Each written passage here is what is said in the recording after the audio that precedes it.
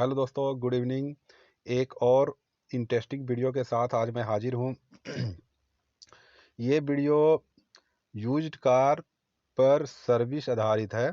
Used car पर service कहा जाए तो बहुत सारे कस्टमर्स यूज्ड कार खरीदते हैं और स्क्रैच डेंट तो नॉर्मल सी बात है, यूज्ड कार में होती ही है। तो सर्विस सेंटर चले आते हैं क्लेम लेने के लिए। या क्या होता है कि बहुत सारे कस्टमर जो नए यूजर्स हैं, मेरा जो एक्सपीरियंस है, पर्सनल एक्सपीरियंस, तो मैं जो देख पाता हूँ कस्टमर्स को, वो लगभग 30 से 50% कस्टमर जो नए यूजर हैं वो सेकेंड हैंड गाड़ियों की तरफ जाते हैं कि उसमें गाड़ियों को हम सीख लेंगे, गाड़ी ठुक जाएगी तो अगेन उसको बनाएंगे, ज़्यादा खर्चा जाएगा नहीं, फिर उसके बाद बहुत एक्सपर्ट हो जाएंगे, देन नई गाड़ियाँ खरीदेंगे। ठीक है, अच्छी बात है। सेकेंड हैंड गाड़ियाँ क्योंकि कम लागत की होती है तो उस पर सीखा जाना अच्छा चीज़ है, कोई दिक्कत नहीं है।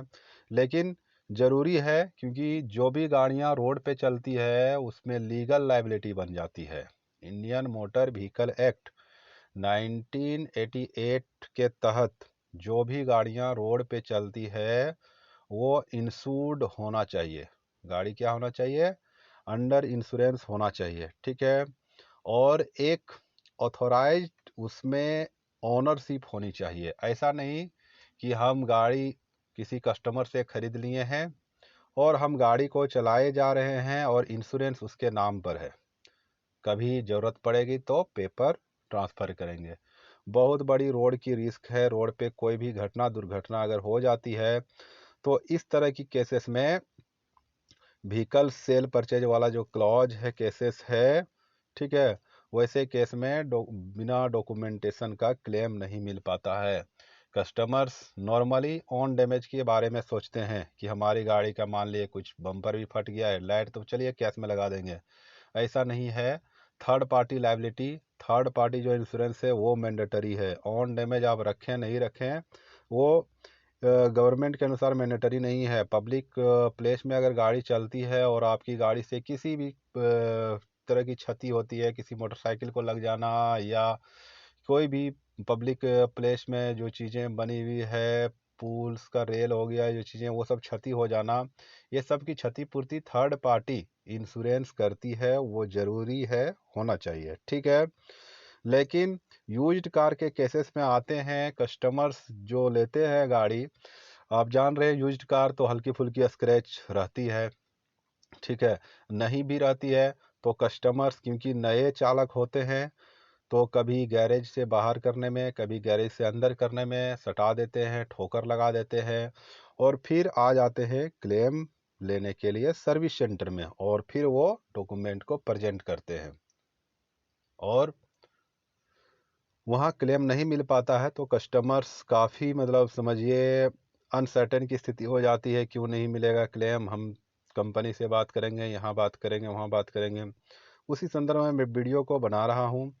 एक कस्टमर हमारे पास आ गए जिनका टाइटल नेम मान मान लेते हैं, ये पॉलिसी भी जो है उसका नेम को थोड़ा एडिट करा गया है क्योंकि एक्चुअल ओनर का आइडेंटिफिकेशन हम देते नहीं हैं। ठीक है।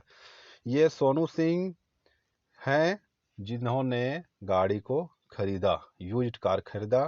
कौन सी गाड़ी खरीदा? हुंडई का इओन स्पोर्ट्स गाड़ी खरीदा कस्टमर। और कस्टमर्स का गाड़ी 10-12 दिन में एक्सीडेंट हो गई। क्या होता है, गाड़ी जब खरीदी जा, जब भी जो अप्रूव्ड डीलर है, अप्रूव्ड डीलर अगर कहा जाए तो जैसे कार 24 हो गया, महिंद्रा फर्स्ट चॉइस जो गाड़ी सेल परचेज करती है, या जो डीलर्स है जैसे ट्रू वैल्यू हो गया अप्रूव डीलर में, और एच प्रोमिज हो गया हुंडई की, यू ट्रस्ट हो गया टोयोटा की, ये सब मल्टी कार्स को एक्सचेंज कर लेते हैं। जब भी कस्टमर्स गाड़ी खरीदने आते हैं तो उसके पास जो गाड़ी होती है वो ले लेते हैं, उसका वैल्यू लगा देते हैं, एक्सचेंज वैल्यू। और अगर टोयोटा में जा रहे हैं खरीदने और आपके पास मारुति गाड़ी है तो वो एक्सचेंज कर लेंगे और वो अपना यू ट्रस्ट में दे देंगे। यू ट्रस्ट है उसका जो second hand car cell purchase का है, वो यू ट्रस्ट के 100 में लगा देंगे। वो गाड़ी बिकती है। जब बिकती है तो क्या करते हैं, कस्टमर्स के सारे जो पहचान है ऑलरेडी जिस कस्टमर से परचेज किए हैं उसका ले चुके होते हैं और नए जिसको सेल करना होता है उससे वो पहचान ले करके आरटीओ में लगा देते हैं, फॉर्म 2930 कहते हैं, जिससे आरसी ट्रांसफ़र का प्रक्रिया होता है। तो इंश्योरेंस उसी कस्टमर के नाम से रह जाता है और आरसी ट्रांसफ़र हो जाती है। और मैं देखता हूँ कि 90% केसेस में फॉलोअप नहीं हो पाती है कि आपकी आरसी ट्रांसफ़र हो गई, आप पॉलिसी ट्रांसफ़र कर लीजिए। और 90% केसेस में मैं देख पाता हूँ कि कस्टमर्स को ये जानकारी नहीं होती है, वो ट्रांसफ़र नहीं कराते हैं। आज का ही केस हमारे पास आ गया, जो मान लेते हैं नाम सोनू सिंह है, जिनका हुंडई की गाड़ी है। मैंने रजिस्ट्रेशन नंबर भी यहाँ मेंशन किया है, ठीक है। रजिस्ट्रेशन नंबर में नॉट वैलिड, ये केवल जानकारी के लिए मैं बता रहा हूँ, ये नहीं कि हम इसको ये नंबर वैलिड नहीं है फिर इस पर क्यों आप बात कर रहे हैं, ठीक है। आप केवल आइडेंटिफिकेशन मैचिंग आप समझ लीजिए, ठीक है। एक्चुअल आइडेंटिफिकेशन हम नहीं दे रहे हैं। तो ये गाड़ी है, पॉलिसी है, सोनू सिंह ये फर्स्ट ओनर हैं, इन्होंने गाड़ी बेच दिया है। मान लेते हैं गाड़ी हमें बेच दिया है, मान लेते हैं मैं सेकंड ओनर हो गया, ठीक है। तो इसमें देखिए प्लान तो लिया हुआ है, ऑन डैमेज कवर है ना, ऑन डैमेज कवर है पूरी तरह से, आप देख रहे होंगे अच्छा खासा लिया हुआ है। जीरो डैप भी लिया हुआ है, कंज्यूमेबल भी लिया हुआ है, इंजन प्रोटेक्ट लिया हुआ है, की प्रोटेक्शन लिया हुआ है, और सबसे बड़ी बात कि नो क्लेम बोनस भी लिया हुआ है।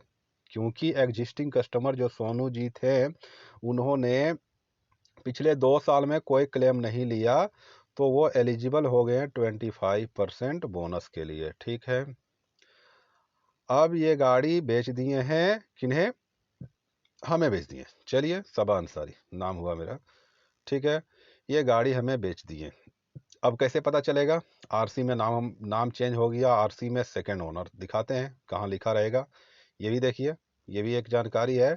आप आरसी को देख करके समझ पाएँ कि गाड़ी सेकंड ओनर है या फर्स्ट ओनर। ओनर सीरियल देखिए यहाँ, ओनर सीरियल 2, ये हो गई सेकंड ओनर की पहचान, मतलब फर्स्ट ओनर कोई और था, ये दूसरी ओनर के पास गाड़ी आ गई।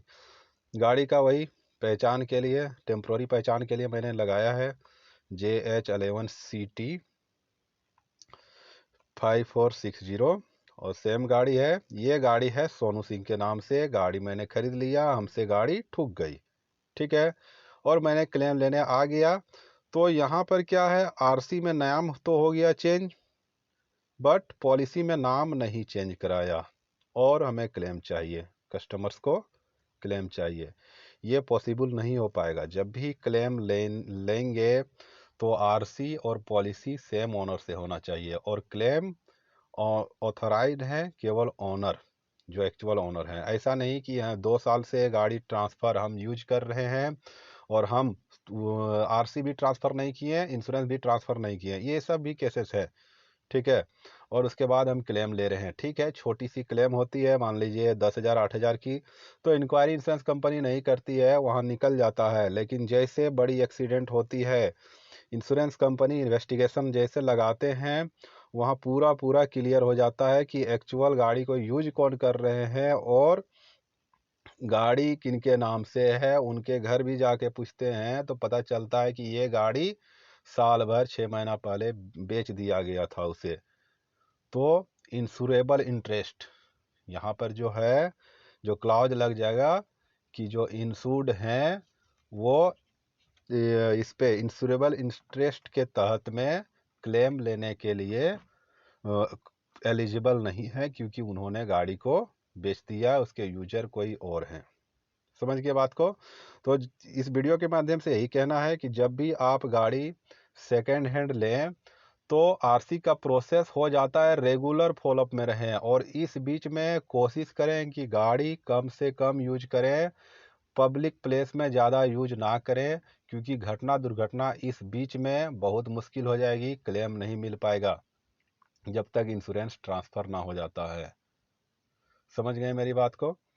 तो दोस्तों, इसी तरह की रोज़ की नई केस स्टडी को समझने के लिए, जानने के लिए हमारे चैनल से जुड़ जाएं, और किसी तरह का इस तरह की कोई डाउट है तो हमें कमेंट सेक्शन में बताएं, मैं उस पर एक वीडियो लेके आऊँगा। हमारी वीडियो हर दिन की प्रैक्टिकल वे पे होती है, हर दिन मैं क्लेम देखता हूँ सर्विस में, तो हर दिन कस्टमर्स आते हैं और उस केस स्टडी को मैं आपके समझ में शेयर करता हूँ।